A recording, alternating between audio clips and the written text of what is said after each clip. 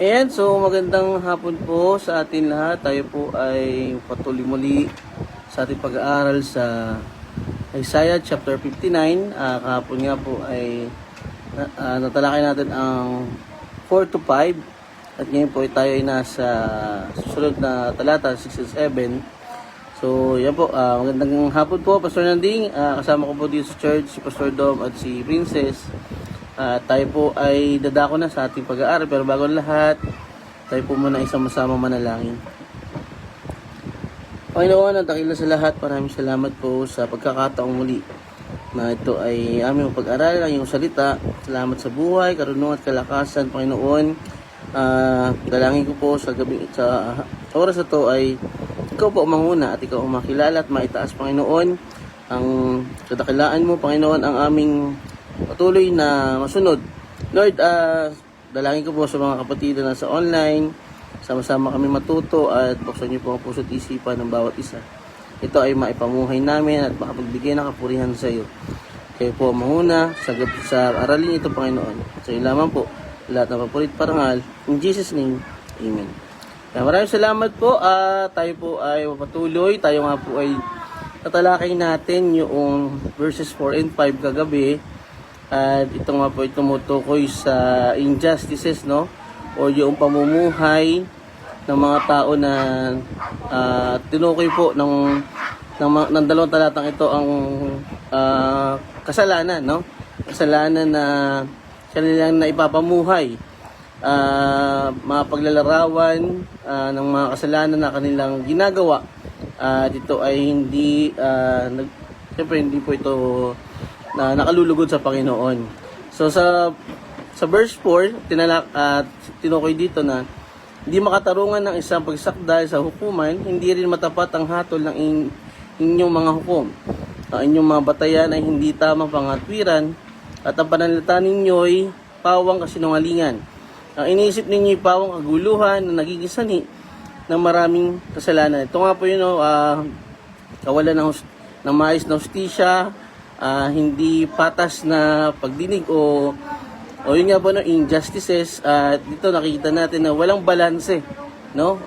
Yung mayroong mga biases, mayroong mga maling pagdesisyon at nakabase na lamang sa mga sariling paghukom, no?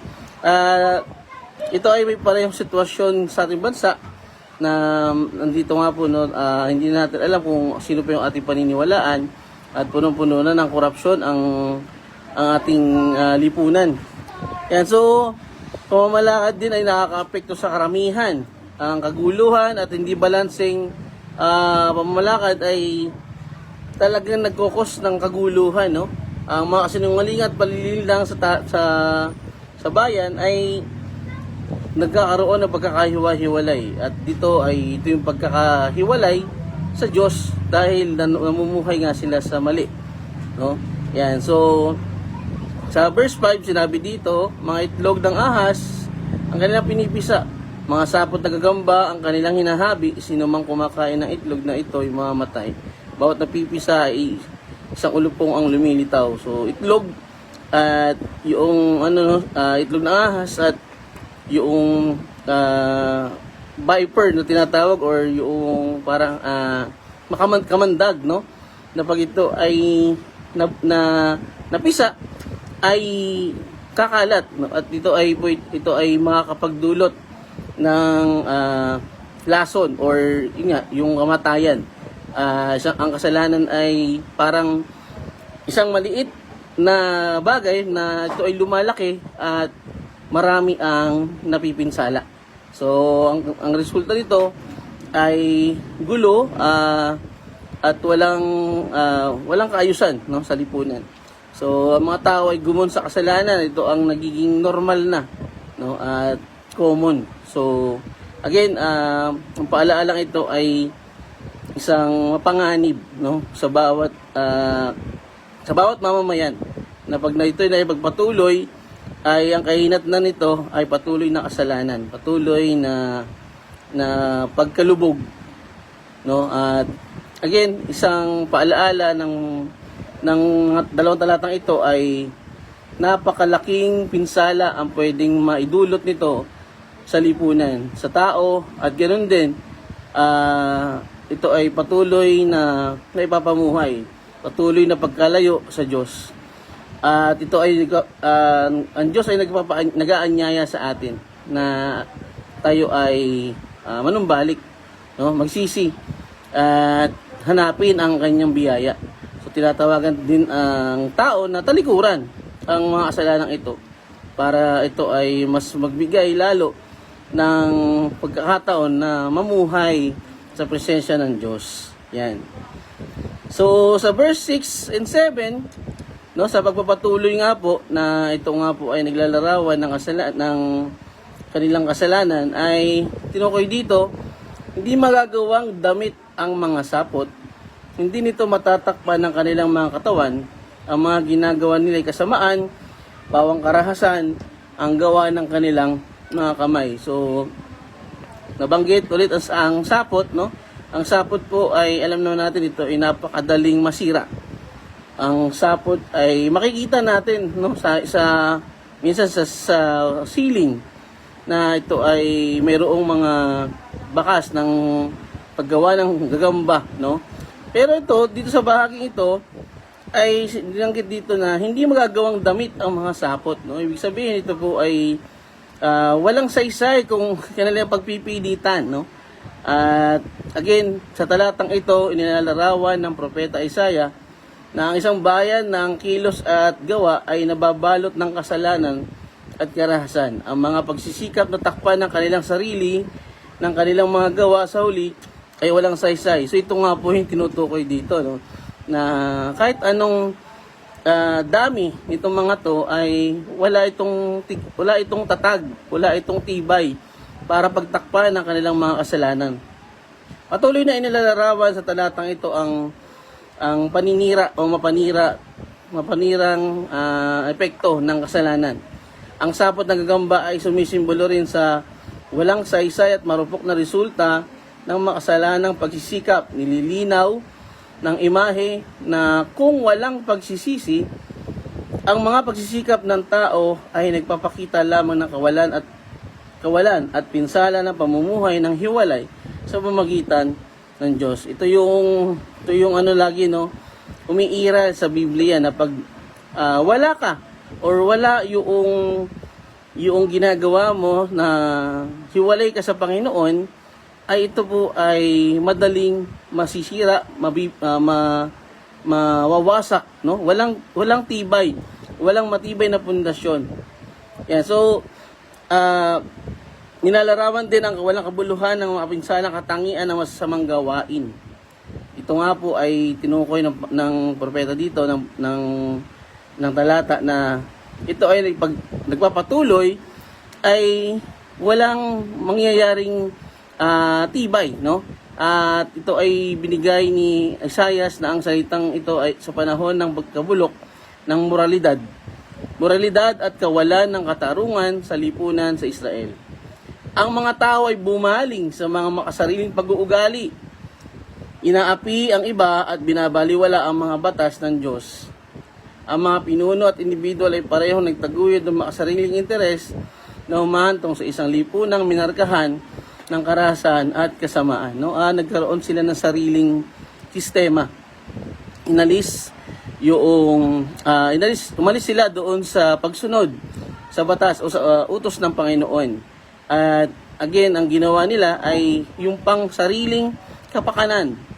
At ito nga po ay nagdulot ng injustices, no? Siyempre, dahil nandun yung personal interest mo, conflict na agad to. Conflict na agad to para sa lahat. Pero kung nandun yung pagsunod nila sa batas, sa utos ng Diyos, nandun yung transparency, no? Nandun yung maayos at smooth na pamamalakad. Subalit, yun nga, pag napata na ng pansariling interest, ay nandun na po yung hindi patas na pamamalakad. So nagsisimula ang talata sa imahe ng mga sapot na hindi magiging damit kung paano ang isang sagot ng gagamba ay marupok. Sapot ng gagamba ay marupok at hindi sapat para sa paggawa ng damit. Alam naman natin kung gaano po ito kahuna.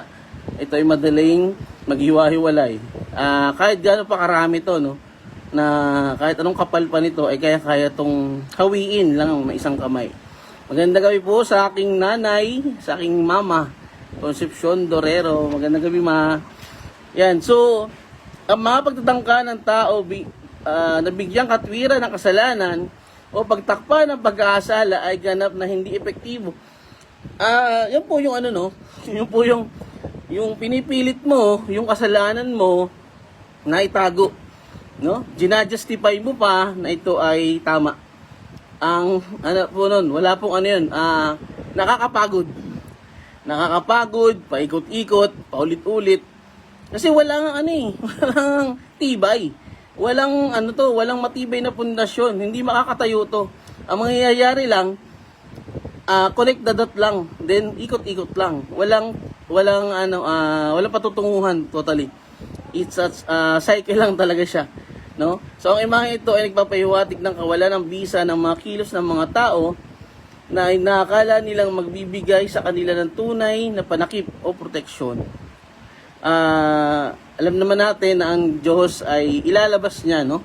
I-reveal niya yung mga sitwasyon na hindi kalugod-lugod sa kanya, no? Naalala ko yung sa pag-aaral natin tungkol sa Babylonia na sinabi doon na akala mo hindi ka na magagalaw, akala mo hindi na mabubulgar yung mga kasalanan mo, no? Hindi na mabubulgar yung mga kasamaan sa lipunan mo. Subalit ito ang Diyos, no? Ilalabas niya yung katotohanan, yung kasalanan, no? Yung sumisira.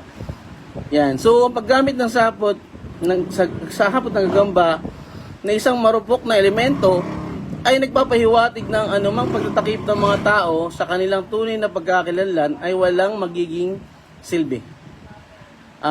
Para ka lang nagtakip ng transparent na plastic. Kita pa rin kasi hindi nga to nakakapagtago, no?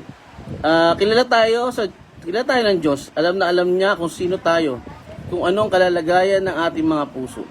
Marupok, madaling mapunit o masira at bumaba sa level ng pagkaasala. Nangangahulugan na hindi tayo maililigtas ng ating mga pagtatago at pagdilihim. Walang lihim na hindi nabubunyag, no?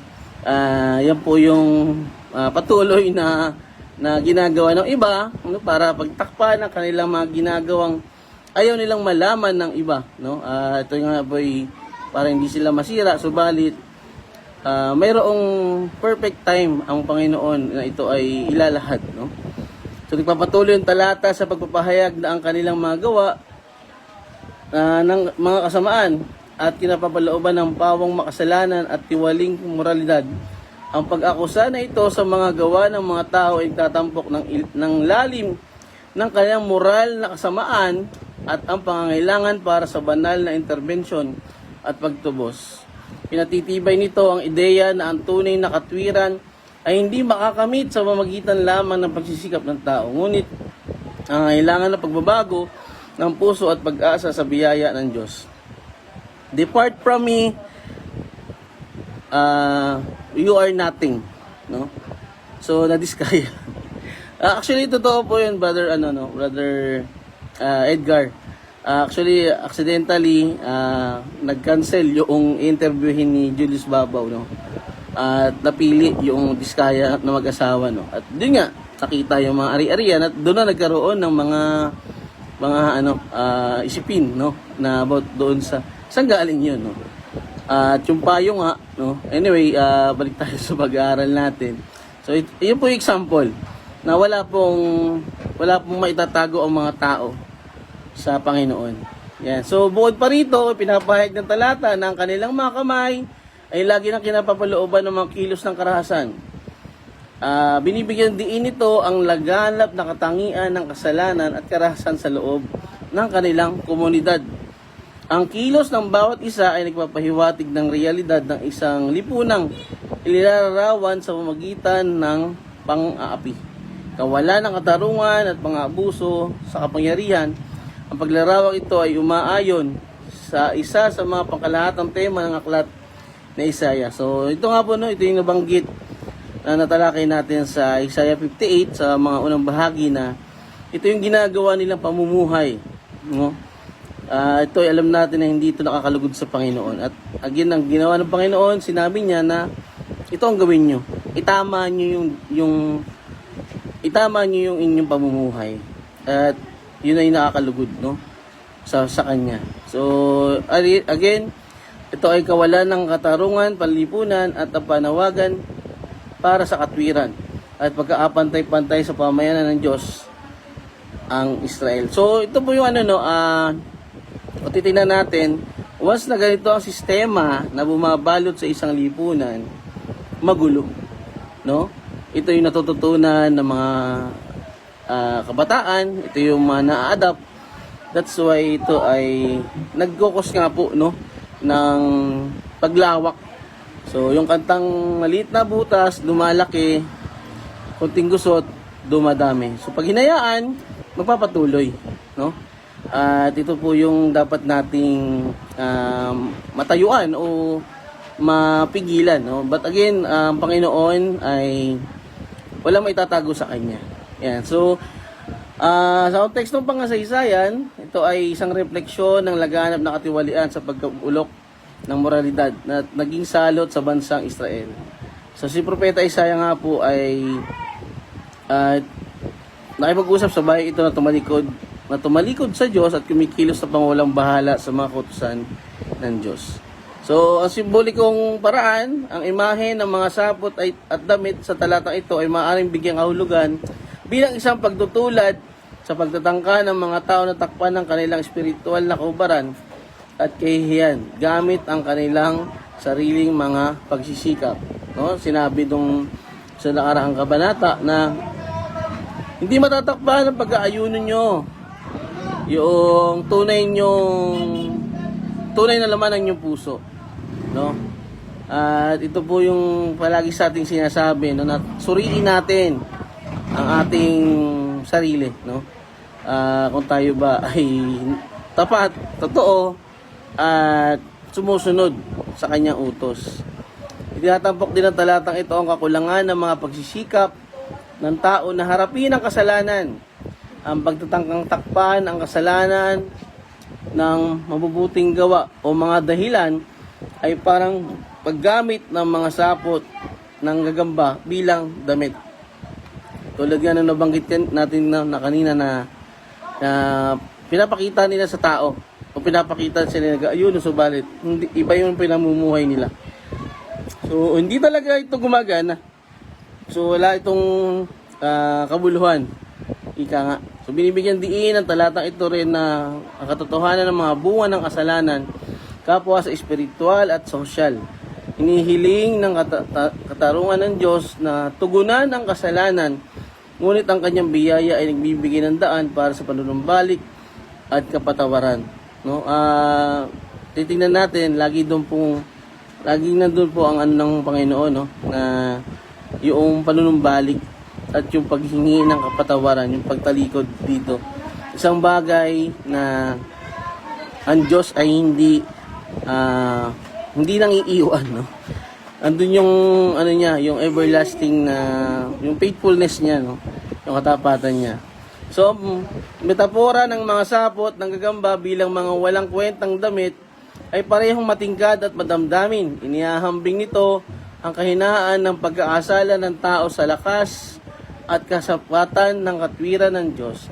Ang pag-unlad mula sa mga sapot ng gagamba patungo sa masasamang gawa at manggawa ng karahasan ay nagpapakita kung paano nagsisimula ang kasalanan sa isang bagay na tila maliit, ngunit lumalaki sa isang bagay na mas nakakapinsala. Pinapatibay ng imahe ang ideya na ang mga bunga ng kasalanan ay kapwa panloob at panlabas. Yung problema ng bansa, no? Yung problema ng ating bansa ngayon, no? Hindi na po siya isang simpleng sugat lang. Hindi po siya isang simpleng problema lang, kundi talagang malala na, no?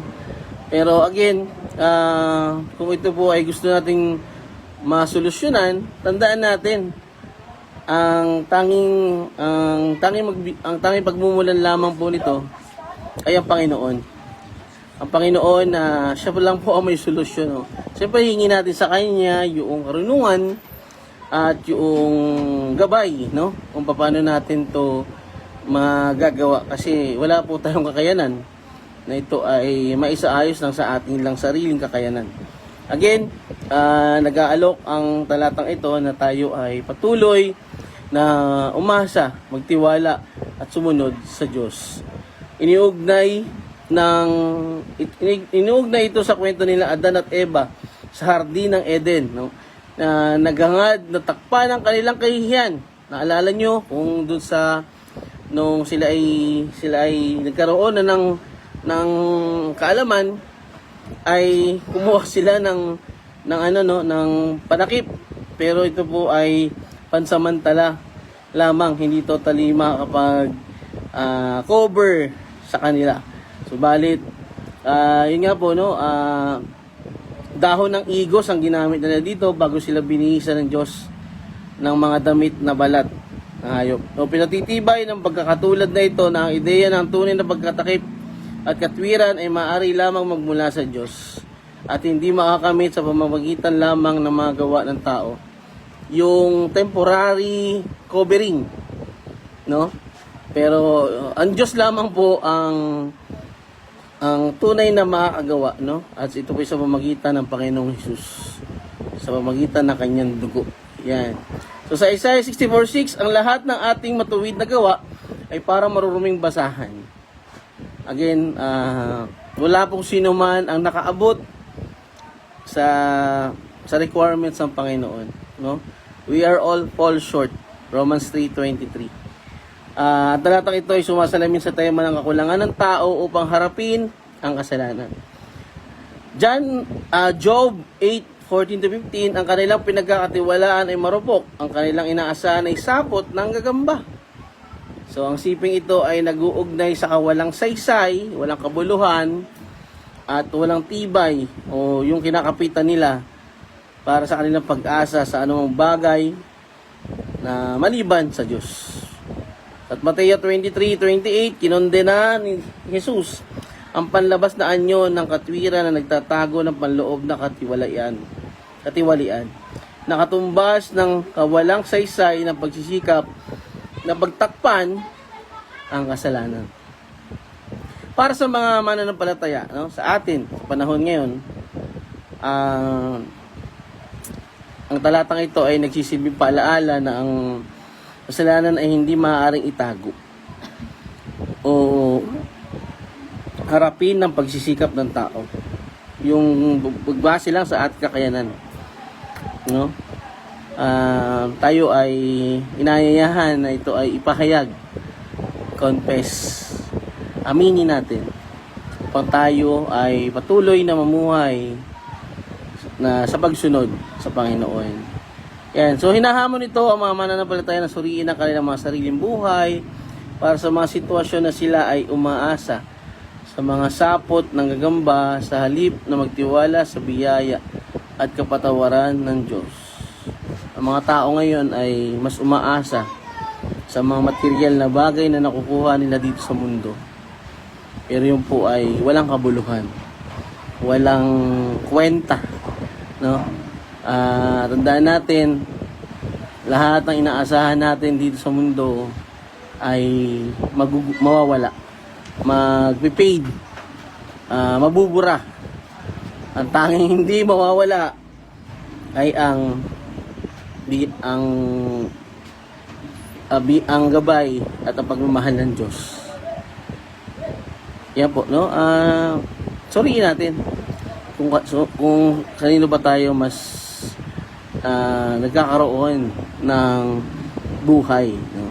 Again, ang Panginoon po ay hinihikayat tayo na mamuhay sa paraang sumasalamin sa katwiran niya, na iniiwasan ang mapanirang gawain, mapanirang mga gawi ng kasalanan na nagkukos nga po ng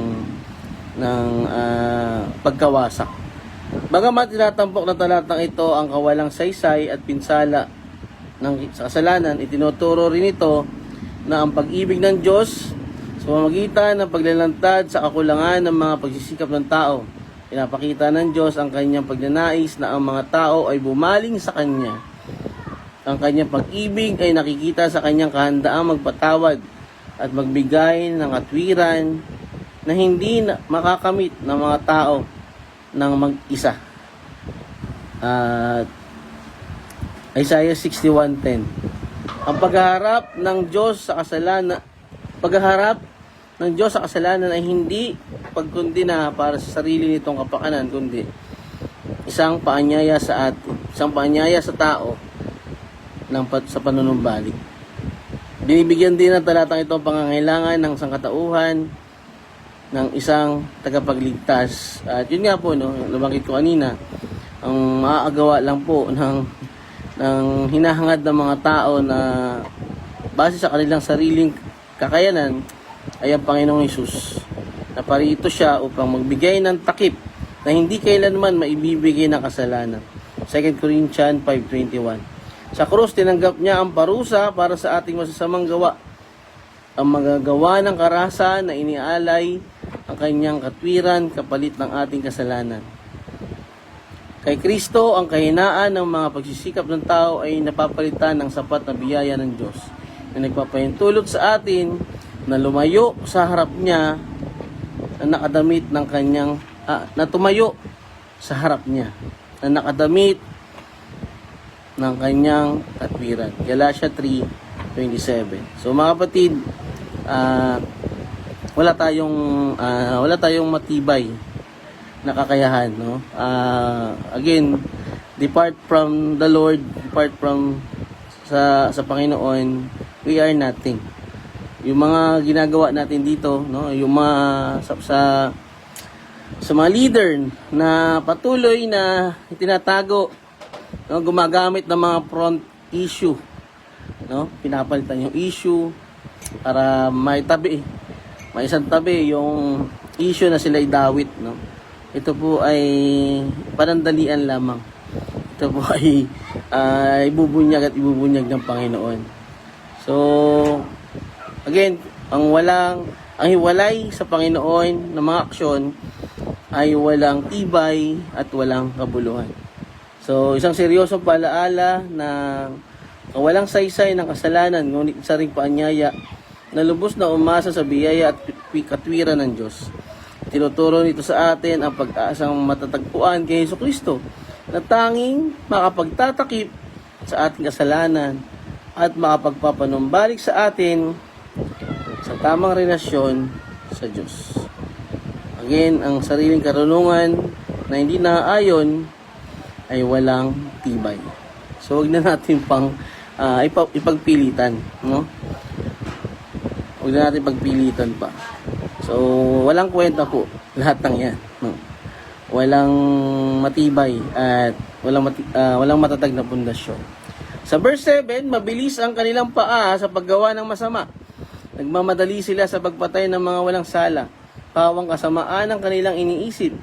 Bakas ng pagkawasak ang kanilang iniiwan sa kanilang malalawak na lansangan. Bakas ng pagkawasak ang kanilang iniiwan sa kanilang malalawak na lansangan. Yan. So, nilalarawan nito ang malalim na katiwalian sa moral, no, ng mga tao. At ito ay pagpapatuloy ng pagpuna na ginagawa ng Panginoon. Ang pagpuna ng Panginoon sa mga ginagawa ng mga taong makasalanan na pinapatukuyan sa Kabanatang 59 na maaaring ang mga Israelita sa panahon ng Lumang Tipan. Ito rin ay pagpapatuloy sa pagpatibay, karunungan at babala sa mga tao sa ating kapanahunan. Sa mga mananampalataya na, subalit, ito rin ay pagpapatuloy sa pagbigay karunungan at babala sa mga tao sa ating kapanahunan at sa mga mananampalataya na. Subalit, nagpapatuloy sa pagkaasala at paggawa ng mga bagay na nakakasakit o hindi nakapagbigay ng kaluguran sa Panginoong Hesus. Ito ang talata na bahagi ng aklat ni Propeta Isaiah na naglalarawan sa mga kasalanan ng mga tao at sa kanilang pagkahiwalay sa Diyos. Sakop ng bahaging ito ang paglalarawan ng paglaganap ng kawalan ng katarungan, kasinungalingan at pang-api, pati na rin ang kawalan ng katwiran at katotohanan.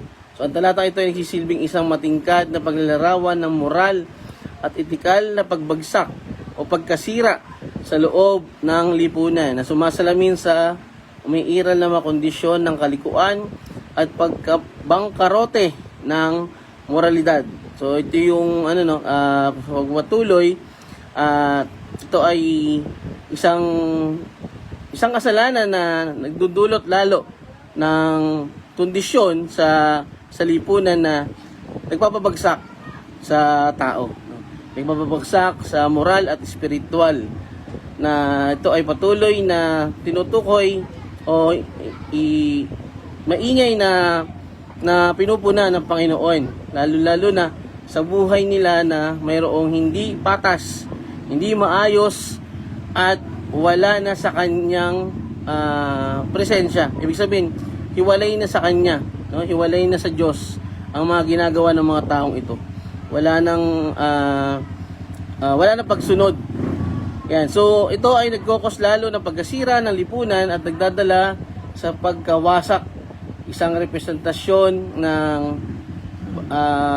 pagsuway, isang refleksyon ng pagsuway, pagpapakita ng pagtalikod at pagpapatigas. Sa simbolikong paraan, ang talatang ito ay maaaring makita bilang isang representasyon ng pangkalahatang kalagayan ng tao. Bagamat ang talata ay nakaugat sa isang partikular na kontekstong pang-kasaysayan at kultural, ang mga tema at pananaw nito ay naaangkop sa lahat ng lipunan at individual sa buong kasaysayan. Ito ay nag-aalok ng isang madamdamin at walang kupas na komentaryo sa katangian ng kasalanan at ang mapanirang mga bunga ng kasamaan ng tao.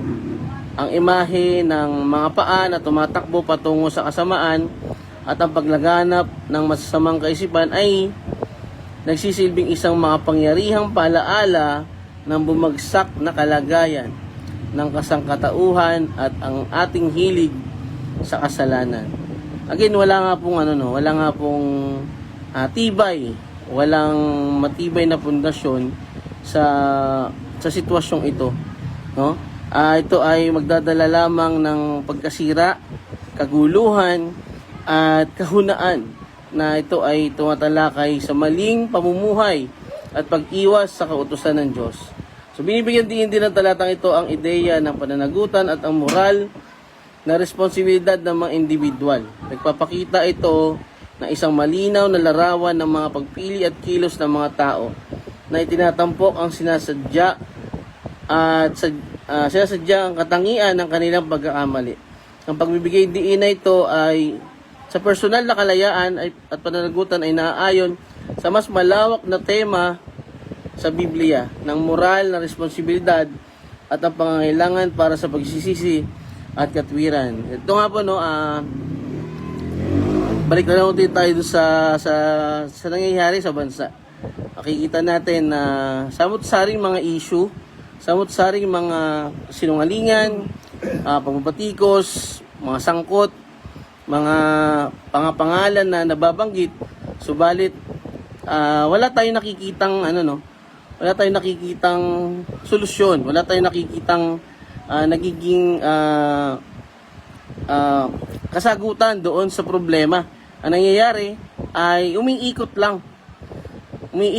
lumalala lang ang mga sitwasyon at ito ay hindi nagkakaroon ng kasagutan. Mayroong mga nakukulong, mayroong mga nananagot, subalit ang mga karamihan na gumagawa ng kasamaan ay nananatiling nakalaya, nananatiling nagmamanipula ng sistema ng bansa. Dito ay patuloy na ang mga tao ay umaasa sa mangyayari pa, subalit tila ang mga tao ay nagkakaroon na ng mga tanong na totoo pa ba ang kanilang nakikita sa media? No? Totoo pa ba yung nakikita nilang proseso na ginagawa ng mga leader na to? O baka nagpakitang tao na lang to at nagpapatuloy sila sa mga nakatagong aksyon ng panglalamang o kasalanan, no? Ang kasamaan ng tao ay isang mapanira. Ang kasalanan ay isang lason na kapag nagpapatuloy ay ito ay nagkokos lalo ng kaguluhan, pagkawasak at dibisyon.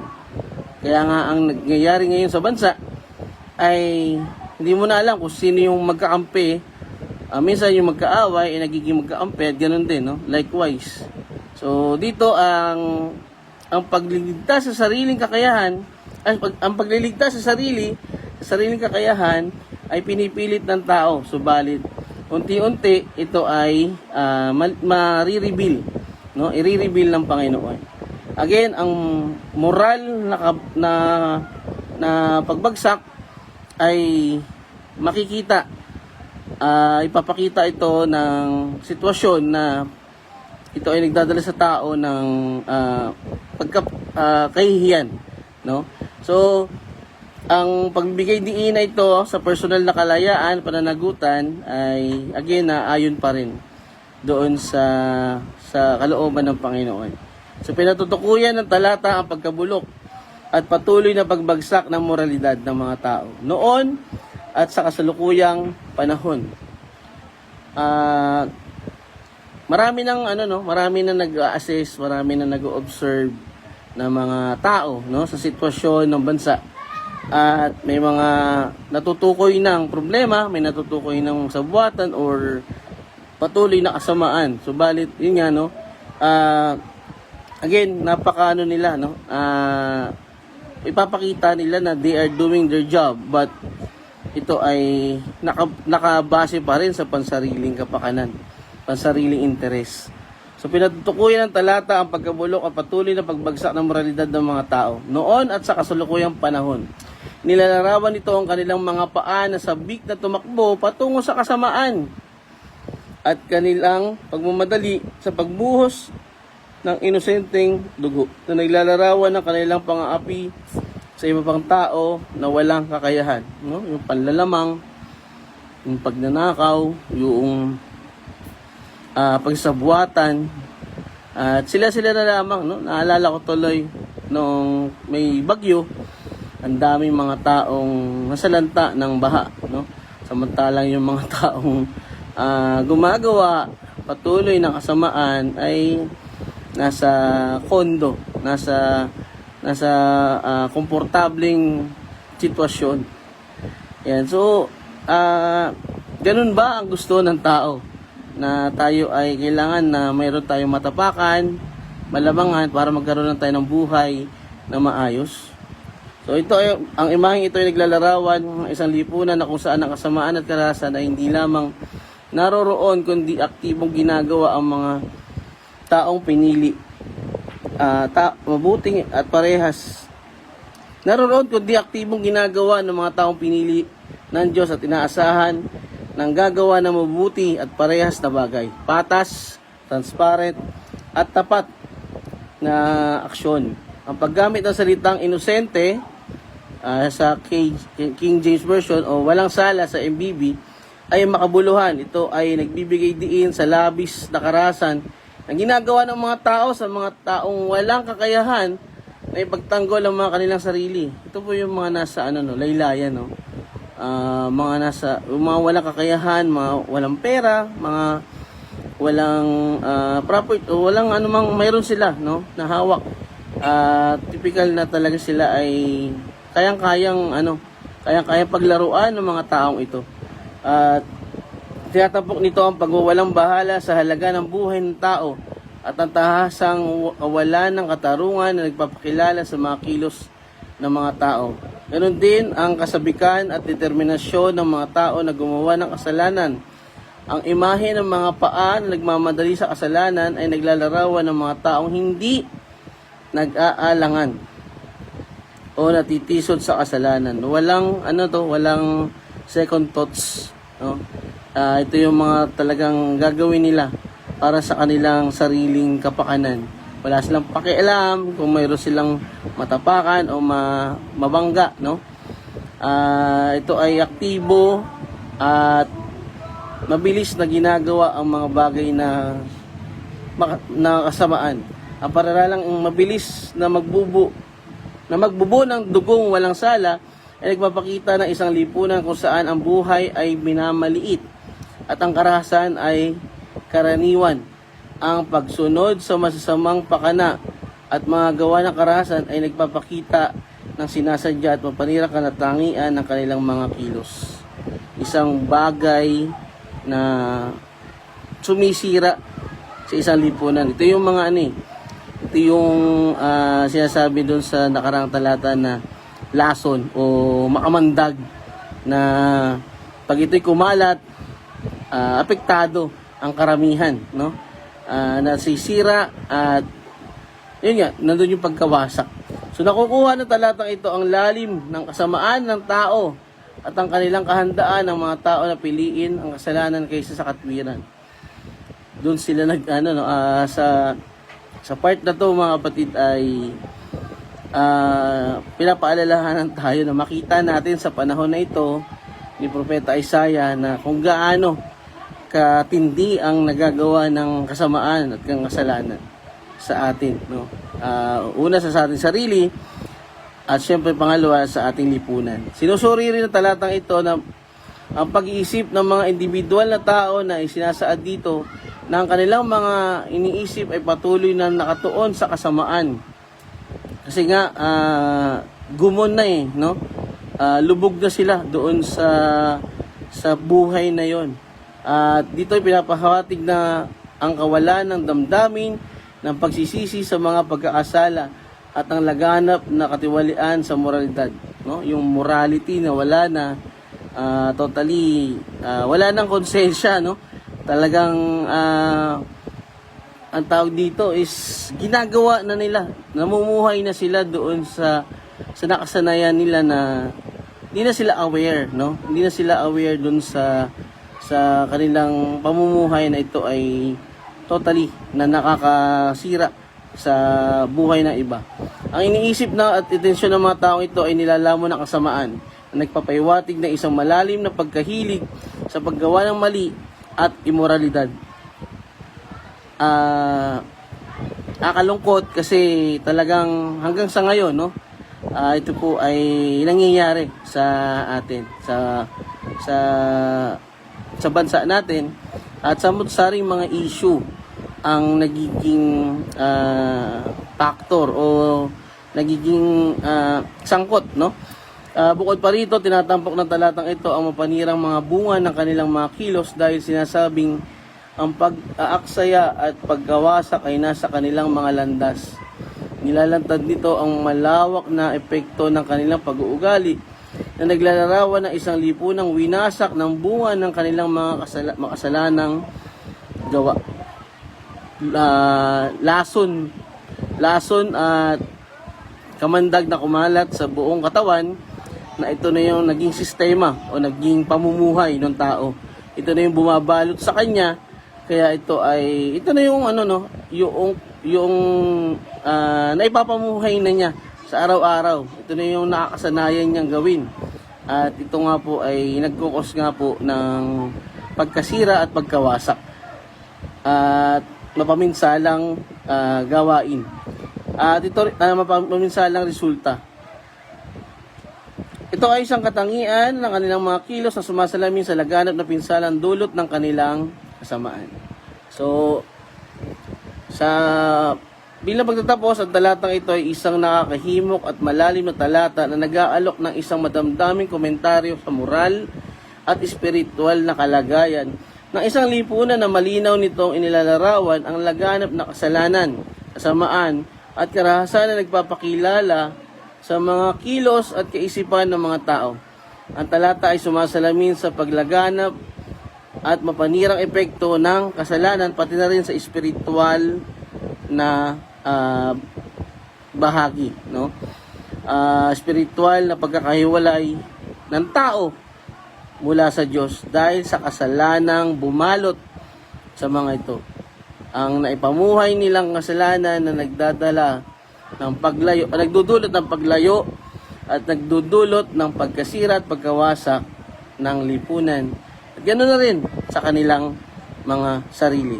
Again, ang pagtawag ng Diyos ay laging nandun ang pagsisisi, pagtalikod sa kasalanan at panunumbalik sa Panginoon. Kaya tayo mga kapatid, bilang napag-aaralan natin to, ay nandun dapat tayo sa awareness, no? Yung suriin natin ang ating mga sarili. Na tayo ba ay may ganitong pamumuhay, no? Kasi kung ito'y makita natin, no, mag-reflect tayo sa bahaging ito, no? Sa bawat araw-araw natin ginagawang pag-aaral, mag-reflect tayo. Kasi ito po ay sa panahon ni Isaiah, at alam natin ito ay tayo'y tinubos na ng Panginoong Hesus. Ito'y recap na lang at tayo ay mag-reflect at makita natin, uy, teka, parang mayroon akong ugali ng ganito or nagagawa ko pa yung itong bagay na to. So again, pag-amin, pagsisisi, pagtalikod, no, at paghingi ng kapatawaran sa Panginoon. Again, ang pagkawasak at pagkasira na dahilan ng kasalanan ay hindi lamang para sa individual kundi sa pangkalahatan. Again, isang babala na dapat nating isaalang-alang ang epekto ng ating mga aksyon. Na dapat tayo ay patuloy na umasa sa Panginoon, konsulta natin, idulog natin at sa kanya magtiwala. Again, hindi ko na po mahabain, 50 minutes na, no? So, yun po, again, tayo ay bilang mga mananampalataya, tayuan natin, lakaran natin yung katotohanan, katwiran ng Diyos at pagsunod sa kanyang mga utos. Yun lang po. Sa gabing ito, yun lang po muna tayo mga kapatid. At bukas po, wala po tayong daily devotion. Monday na po ulit as 8 ng gabi. So, yun po mga kapatid. Samahan niyo po ako sa ating panalangin. Panginoon, maraming salamat po sa patuloy na karunungan, pagpapaalala, at pag-aanyaya sa aming Panginoon. Ikaw ay nandyan lamang at hindi kami iiwan. Maraming salamat po sa pagkakataon ito na mas lalo naming matutunan ang bahaging ito na patuloy na paalaala na huwag kaming mamuhay sa aming sariling kakayanan, huwag kaming mamuhay sa kasalanan at kasamaan na nagdudulot ng paglayo sa iyo at hindi kalugod-lugod sa iyo. Panginoon, dalangin ko po sa gabing ito na marami ang makapanood ng recording nito at maunawaan ang bahaging pinag-aralan namin at ito'y maipamuhay. Maraming salamat po. Sa iyo lamang po ang papurit parangal. In Jesus' name, Amen. Yan, magandang gabi sa tatay ko, no? Eliseo Dorero. Yan. Salamat pa at ikay nakahabol kahit panghuli na, no? Maraming salamat. Pastor Nanding, Brother Edgar, siyempre si Pastor Dom, si Princess, si Mama at Papa ko, no? Na nakita kong dumaan. Maraming salamat po. At sa lahat po ng mga pangalan ng mga tao hindi ko nabanggit, pasensyahan nyo na po, no? Pero yun po, sama-sama tayo uli sa Lunes. Maraming salamat. At again, sana po ay marami tayong natutunan sa bahagi ito. Yun lamang po, sa Diyos lang papulit parangal. God bless. Goodbye.